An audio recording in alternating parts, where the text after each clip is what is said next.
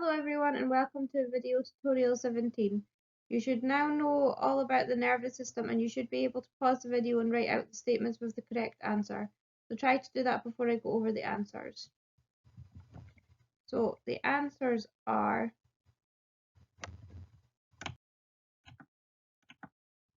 that the environment stimuli are detected by receptors. Responses to nerve impulses are brought about by effectors. The first nerve cell in a reflex arc is called a sensory neuron. The final nerve cell in a reflex arc is called the motor neuron. An electrical impulse is transmitted towards the cell body of a neuron by a sensory fiber. An electrical impulse is carried away from the cell body of a neuron by an axon fiber. The gap between two neurons is called a synapse. A response made by a skeletal muscle is normally faster than made by a gland, and a rapid, automatic, involuntary response to a stimulus is called a reflex action. If you managed to answer all of that correctly, well done, but if you struggled to get the answers, remember you can go back and watch the other videos or parts of the videos that you were struggling with. Today we're going to be moving on to hormones, which is another part of key area 2. If you want the worksheets that go with the video, remember to pause the video and go to multicellular, 2 controlling communication, 2 consumables and activities, 2.2 hormones. The PowerPoint is found in PowerPoint and is called 2.2 hormones. So today we're going to be learning about hormones. Our learning intention is to learn to state the function of the endocrine gland, describe the role of hormones in signaling, describe what homeostasis is, and describe how blood glucose levels are controlled. To be successful, you will be able to label the diagram of an endocrine gland. You'll be able to state that hormones are chemical messengers that are transported in the blood. Explain why hormones only work specifically on target tissues. Describe the function of the hormones insulin and glucagon, and explain the roles of insulin and glucagon in blood glucose regulation. So we have already looked at how the body passes information and communicates by electrical impulses through nerves. Now we are going to look at how the body passes information and communicates by chemicals through hormones. So what exactly is a hormone? So a hormone is a protein. It is a chemical messenger which is produced by an endocrine gland. It is released into the bloodstream, so does not have a direct route.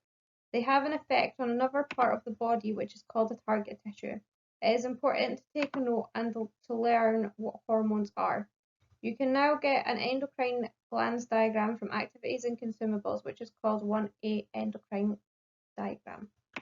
The endocrine gland that is most important for you to know is the pancreas. The pancreas makes the hormone insulin, which converts excess glucose to glycogen. The pancreas also makes the hormone glucagon, which converts glycogen back to glucose. We will go into this in more detail further into the video. You should also be aware that the ovary is an endocrine gland that produces the hormones estrogen, which controls ovulation, and produces the hormone progesterone, which prepares the uterus lining for receiving an embryo. Also, the endocrine gland, the testes, produces the hormone testosterone, which controls sperm production. But the most important endocrine gland that you need to know is the pancreas. I have said that hormones react with target tissues, but what exactly are target tissues? So hormones are released in the blood and travel everywhere in the body, but they can only stimulate target tissues. Why? This is because target tissues have receptors on their surfaces which are specific and complementary shapes to a particular hormone. Now you should have heard the word complementary when we talked about complementary base pairs in DNA, and also complementary shapes when we talked about enzymes. So if you get asked a question like, why are target tissues specific? You want to say that target cells have receptors which are complementary shaped to specific hormones. Tissues without the receptors for the hormone will remain unchanged and will not be affected. So how do hormones compare to nerve impulses? Nerve impulses travel a particular route to arrive at a specific muscle or a gland, as we have the stimulus picked up by the sensory neuron, then the interneuron, and then the motor neuron to the effector, and the effects are generally short term. Whereas hormones don't have a direct route, they travel around the body in the blood. The hormone is released by a particular endocrine gland and arrives at every tissue, but not all tissues will be affected, only the target tissues will be affected. Effects of hormones are usually long-lasting, so for example, growth and development. Now you can try to use your knowledge from what we've just said to complete the comparison table for nerves and hormones before I go over the answers, so you can pause the video and try to fill it in. So the answers are: the type of message for a hormone is chemical, and the type of message for a nerve is electrical. The speed of message for hormone is slow, whereas the speed of message for a nerve is fast. The hormone is carried in the bloodstream, and the nerve is carried a direct route along the nerve. And where is it carried to for the hormone would be all over the body, and for the nerve it would be a specific target.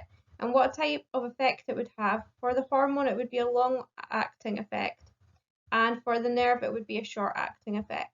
So well done if you managed to get that correct. If you didn't, then you should probably go back and watch the videos on nerves and this video again. We should have learnt about homeostasis in third year biology. So homeostasis is the maintenance of the internal environment in your body, even although there's changes externally in the environment outside of your body. So for example, an increase in temperature. So for National 4, you need to know about temperature regulation called thermoregulation. And for National 5, you need to know about glucose regulation, so blood sugar regulation. If homeostasis is not maintained, then you would become seriously ill or die. So homeostasis is very important. Now homeostasis is quite often controlled by negative feedback control. So let's have a look over and refresh our knowledge of this. So if there is a change from normal, as in your temperature is too high, then the receptors detect this change, and then a nerve or a hormone message is passed to an effector which causes a response, like sweating, which brings the body back to its normal condition. This is called negative feedback.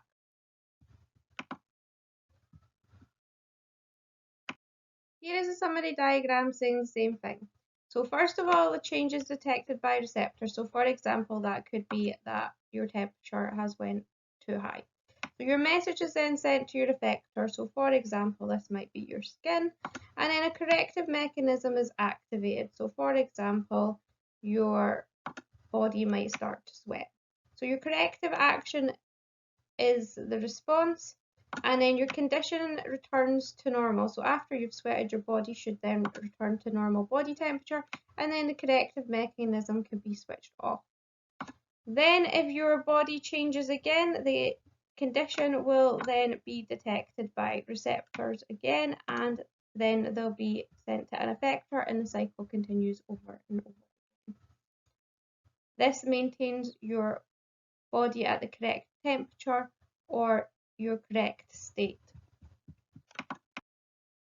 So in thermoregulation, if your temperature is too high, which might be because of exercising, this triggers receptors to send a message to the hypothalamus. The hypothalamus then sends a message to the effectors, which cause responses. So one of which would be your sweat glands being activated to increase evaporation to cool the body down, and your skin blood vessels to vasodilate, which means that they'll run closer to the surface so that the heat can be lost from the skin surface quicker. This response will then lower the body temperature and it will put it back to normal. So we should go back to normal. Now, if the body temperature gets too low because you've been swimming in cold water, this stimulus triggers the hypothalamus to send messages to the effectors. So you've got your low temperature detected by receptors, message sent to the hypothalamus. The hypothalamus then triggers effectors. This time it'll trigger your skeletal muscles to activate in shivering to generate more heat, and it will trigger your blood vessels to vasoconstrict, which means that they run deeper in tissue so they're not losing heat from the surface of the skin. These effects should then increase the body temperature and they should return the body temperature back to normal. This is a very important mechanism, as if our body gets too hot it can lead to heat stroke and death, and if it gets too cold it can lead to hypothermia and death. So temperature maintenance is very important and you should know all about it from third year. Now we're going to look at glucose regulation. You need to be able to describe the process of glucose regulation and describe the effects of the process of glucose regulation going wrong. You should already know the importance of glucose and should be able to answer the questions by using your knowledge from the last unit. So pause the video and see if you can answer these questions. So what process in the body requires glucose? What does the breakdown of glucose produce? What can the body use the energy from ATP for? And which process produces the most ATP? So the answers to these questions are: respiration is the process in the body which requires glucose. ATP is the thing that glucose is broken down to produce. And muscle contraction, active transport, cell division, protein synthesis, and carbon fixation during photosynthesis are what ATP is used for. And the process that produces the most ATP is aerobic respiration. If you managed to get that all correct, well done. If you didn't, you might want to give the video on respiration another watch. Now we would make a note on the importance of glucose. So glucose is used for respiration. The body can only obtain glucose from food, and the liver stores glucose as glycogen. Why does blood glucose need to be regulated? It needs to be regulated to guarantee that there's a regular supply of blood glucose, so it's available for use by cells regardless of when food is eaten. It also affects osmotic balance in cells, so the water balance. All living cells in the human body need a continuous supply of energy provided mainly by the oxidation of glucose, so that would be aerobic respiration. The liver stores about 100 grams of glucose as glycogen. This reservoir of stored carbohydrate can be added to or used depending on the demand. If the store is used, the liver breaks down fats and converts the products to glucose. So how is glucose regulated? So glucose is regulated by two hormones that you need to know, which are insulin and glucagon. You need to write a note about this and learn it off by heart, so say it over and over again and write it out many different times and learn all of the different parts of glucose regulation. So the first part is, if you eat food, this will cause the blood glucose to rise. We say glucose is in to remember it. Cells in the pancreas, which is an endocrine gland, detect the increase in glucose. The pancreas then produces the hormone insulin as glucose is in. This then triggers the target tissue, which is the liver, to convert glucose to glycogen, which decreases the blood glucose level and returns it back to normal.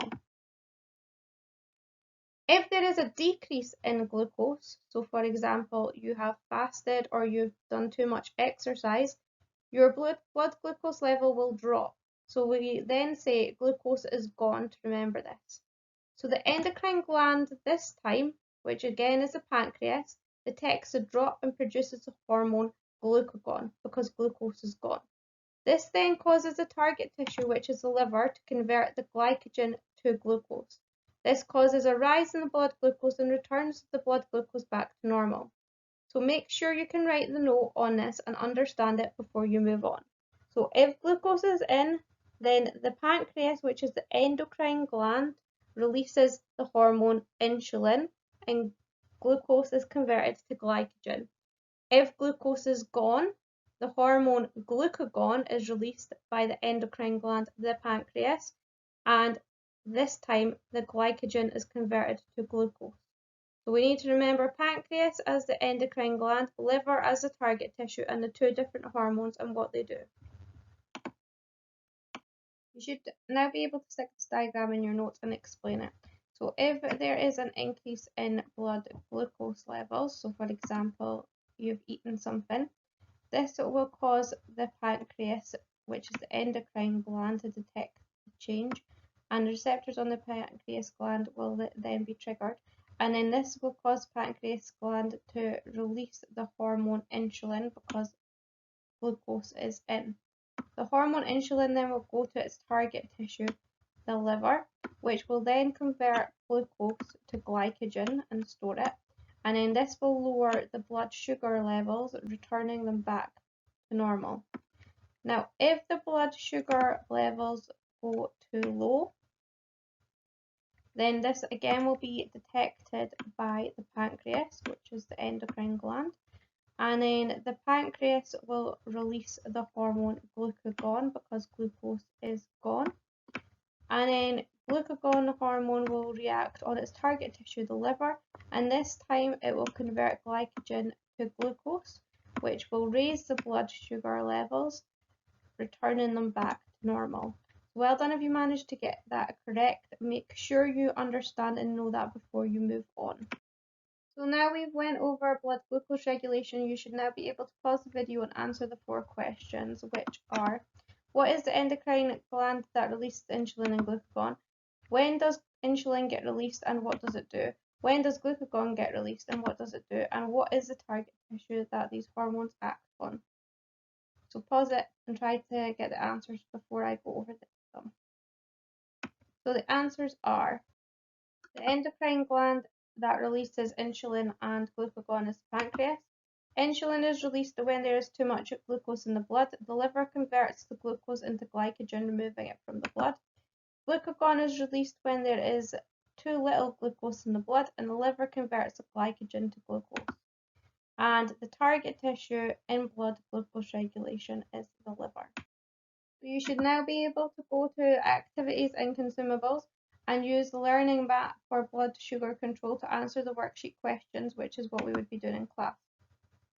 From what we've said, you should now be able to pause the video and fill in the blanks in the table before I go over the answers. This table can be found in activities and consumables. The answers are: the endocrine gland for blood glucose rising would be the pancreas, which detects the change. The hormone for blood glucose rising, because glucose is in it, would be insulin. And the receptors would be the islets of Langerhans in the pancreas. The target organ, which would be the effector, would be the liver. And for this, we want to get rid of the blood glucose because there's too much of it. So glucose is converted to glycogen and stored in the liver. For when the blood glucose decreases, again the endocrine gland is the pancreas, but this time the hormone released is different because glucose is decreasing, so glucose is gone. So the hormone would be glucagon. The receptors are the islets of the Langerhans in the pancreas, and the target organ again would be the liver. And this time we want glucose, so glycogen this time would be converted to glucose and released into the bloodstream. So well done if you managed to get that all correct. If you didn't, then you need to go back and watch this video again. So how do we remember all these G words? So glycogen is a storage molecule for glucose, so EN. N means stores energy. Glucagon is a hormone to tell the liver to break down glycogen, so don't get them confused. Glucagon ends in ON, hormone has ON in it. So ON is a hormone. When glucose is gone, we need glucagon. When glucose is in, we need insulin. So try and make sure you know all of the different words and do not get them mixed up. Now pause the video and go to the link of the songs and the summary of blood glucose regulation. Then you can make up your own song or rap about how glucose is regulated. So you can either pause it now and watch the videos, or you can go back to it at the end. So what happens if blood sugar is no longer regulated by the body? It leads to a disease called diabetes, and if not managed correctly, it can kill you. Usually in class we would now learn about diabetes. So you would collect the diabetes learning map, which you can find in activities and consumables, and you would answer the questions on the worksheet. So you can pause the video and do that now.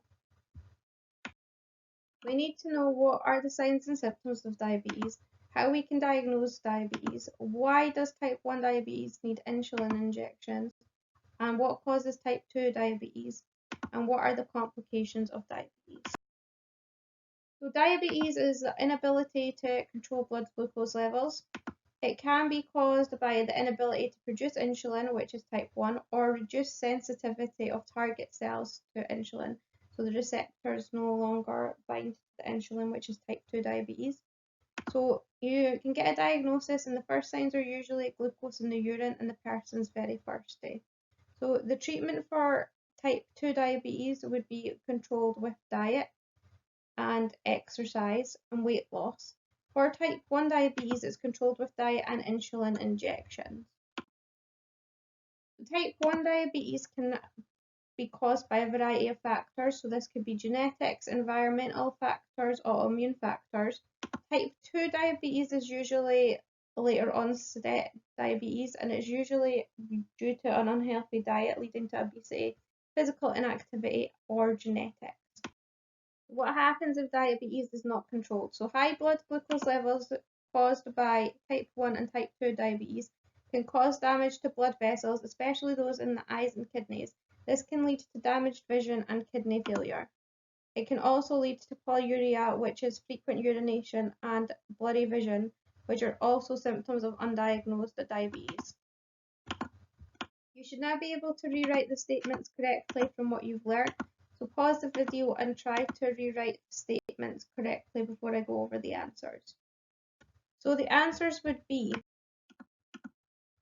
that chemical messengers secreted directly into the bloodstream are called hormones. Cells on target tissue bear specific receptors for a particular hormone. Insulin and glucagon are made in the pancreas.